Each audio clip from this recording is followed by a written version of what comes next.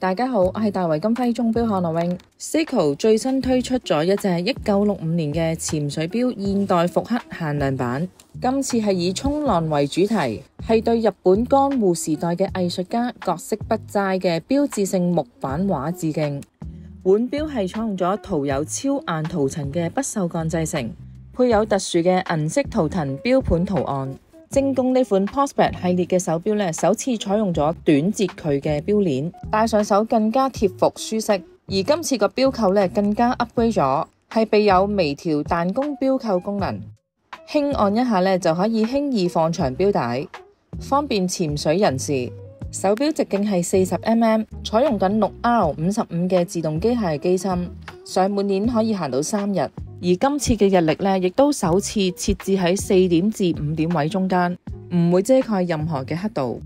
採用緊藍寶石水晶錶面，有300米嘅防水深度。錶面嘅刻度同埋時分針都有超強嘅藍夜光。手錶官網定價係10,800蚊，我哋都會做翻個超級筍價俾錶迷，仲有3年原廠保用。